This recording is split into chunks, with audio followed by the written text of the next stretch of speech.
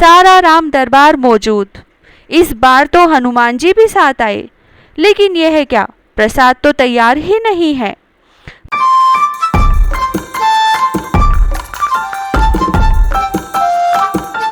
मैं गरिमा अग्रवाल आप सभी का वंदन करती हूँ, अभिनंदन करती हूँ।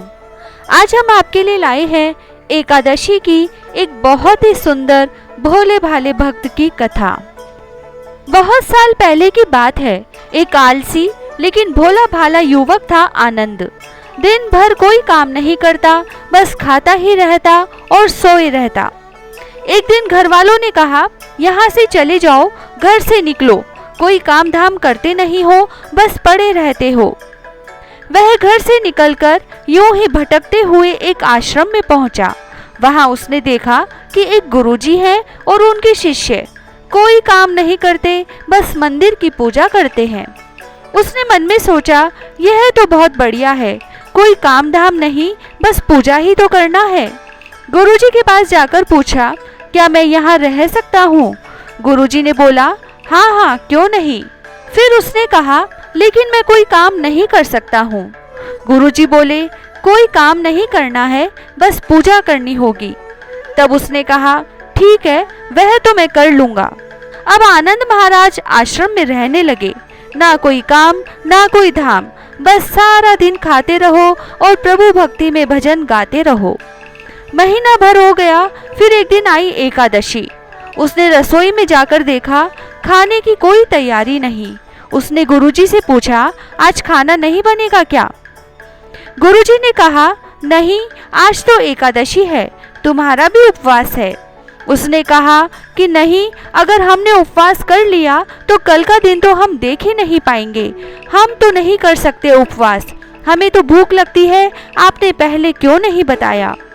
गुरुजी ने कहा, ठीक है, तुम उपवास ना करो, पर खाना भी तुम्हारे लिए कोई और नहीं बनाएगा, तुम खुद बना लो।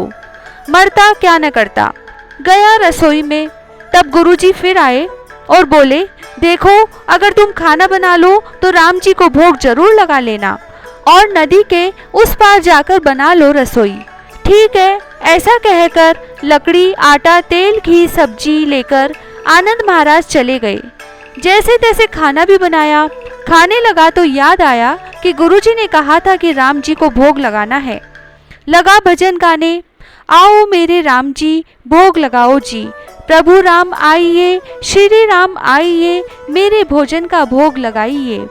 कोई न आया तो बेचैन हो गया। यहाँ तो भूख लग रही है और राम जी आ ही नहीं रहे। भोला मानस जानता नहीं था कि प्रभु साक्षात तो आएंगे नहीं, पर गुरुजी की बात मानना जरूरी था। फिर उसने कहा, देखो प्रभु राम जी, मैं समझ गया कि आप क्यों नहीं आ रहे हैं। मैंने रूखा सूखा बनाया है और आपको तर माल खाने की आदत है, इसीलिए नहीं आ रहे हैं। तो सुनो प्रभु, आज वहाँ भी कुछ नहीं बना है, सबको एकादशी है, खाना हो तो यह भोग ही खा लो। श्री राम अपने भक्त की सरलता पर बहुत मुस्कुराए और माता सीता के साथ प्रकट हो गए। भक्त असमंजस में। गुरुजी ने तो कहा था कि राम जी आएंगे, पर यहाँ तो माता सीता भी आई है और मैंने तो भोजन बस 2 लोगों का बनाया है। चलो कोई बात नहीं, आज इन्हें ही खिला देते हैं। बोला, प्रभु मैं भूखा रह गया, लेकिन आप दोनों को देखकर बड़ा अच्छा लग रहा है। लेकिन अगली एकादशी पर ऐसा ना करना, पहले बता देना कि कितने जने आ रहे हो, और हाँ, थोड़ा जल्दी आ जाना। राम जी उसकी बात पर बड़े मुदित हुए, प्रसाद ग्रहण कर कर चले गए। अगली एकादशी तक यह भोला मानस सब भूल गया। उसे लगा प्रभु ऐसे ही आते होंगे और प्रसाद ग्रहण करते होंगे। फिर एकादशी आई। गुरुजी से कहा, मैं चला अपना खाना बनाने, पर गुरुजी थोड़ा ज्यादा अनाज लगेगा, वहाँ 2 लोग आते हैं। गुरुजी मुस्कुराए कि भूख के मारे बावला है। ठीक है, ले जा और अनाज ले जा। अब की बार उसने 3 लोगों का खाना बनाया और फिर गुहार लगाई, प्रभु राम आइए, सीता राम आइए, मेरे भोजन का भोग लगाइए। प्रभु की महिमा भी निराली है। भक्त के साथ कौतुक करने में उन्हें बड़ा मजा आता है। इस बार वे अपने भाई लक्ष्मण, भरत, शत्रुघ्न को भी लेकर आए। भक्त को चक्कर आ गया। यह क्या हुआ? एक का भोजन बनाया तो दो आए और आज दो का खाना बनाया तो पूरा खानदान आ गया। लगता है आज भी भूखा ही रहना पड़ेगा। सबको भोजन लगाया और बैठे बैठे देखता रहा। अनजाने ही उसकी एक और एकादशी हो गई। फिर अगली एकादशी आने से पहले गुरुजी से कहा, गुरुजी, ये आपके प्रभु राम जी अकेले क्यों नहीं आते? हर बार कितने सारे लोग ले आते हैं, इस बार अनाज ज्यादा देना। गुरुजी को लगा यह कहीं अनाज बेचता तो नहीं है, देखना पड़ेगा जाकर। भंडार वाले को कहा, इसे जितना अनाज चाहिए दे दो, और खुद छुपकर उसे देखने चल पड़े। इस बार आनंद ने सोचा, खाना पहले नहीं बनाऊंगा, पता नहीं कितने लोग आ जाएं, और पहले बुला लेता हूँ फिर बनाता हूँ। फिर भगवान जी को टेर लगाई, प्रभु राम आइए, श्री राम आइए, मेरे भोजन का भोग लगाइए। सारा राम दरबार मौजूद।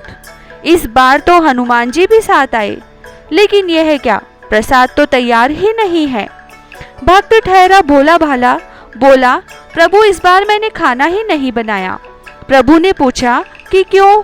बोला, मुझे मिलेगा तो है नहीं, फिर क्या फायदा बनाने का, आप ही बना लो और खुद ही खा लो। राम जी मुस्कुराए और सीता माता भी गदगद हो गई उसके मासूम जवाब से। लक्ष्मण जी बोले, क्या करें प्रभु? प्रभु बोले, भक्त की इच्छा है तो पूरी करनी पड़ेगी, चलो लग जाओ काम से। लक्ष्मण जी ने लकड़ी उठाई, माता सीता आटा सानने लगी। भक्त एक तरफ बैठकर देखता रहा। माता सीता रसोई बना रही थी तो कई ऋषि मुनि यक्ष गंधर्व प्रसाद लेने आने लगे। इधर गुरुजी ने देखा खाना तो बना नहीं, भक्त एक कोने में बैठा है। पूछा, बेटा क्या बात है, खाना क्यों नहीं बनाया? तो आनंद बोला, अच्छा किया गुरुजी आप आ गए, देखिए कितने लोग आते हैं प्रभु के साथ। गुरुजी बोले, मुझे तो कुछ नहीं दिख रहा तुम्हारे और अनाज के सिवा। भक्त ने माथा पकड़ लिया, एक तो इतनी मेहनत करवाते हैं प्रभु, भूखा भी रखते हैं और ऊपर से गुरुजी को दिख भी नहीं रहे, यह तो बड़ी मुसीबत है। प्रभु से कहा, आप गुरुजी को क्यों नहीं दिख रहे हैं? प्रभु बोले, मैं उन्हें नहीं दिख सकता। तो वह बोला, क्यों? वे तो बड़े पंडित हैं, ज्ञानी हैं, विद्वान हैं, उन्हें तो बहुत कुछ आता है, उनको क्यों नहीं दिखते आप? प्रभु बोले कि माना कि उनको सब आता है, पर वे सरल नहीं है तुम्हारी तरह, इसलिए उनको नहीं दिख सकता।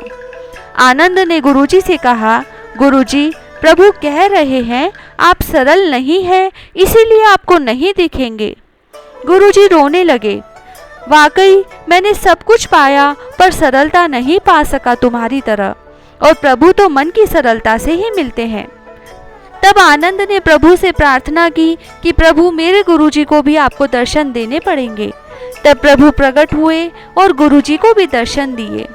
इस तरह एक भक्त के कहने पर प्रभु ने रसोई बनाई और उसको भोज भी कराया। जय श्री राधे।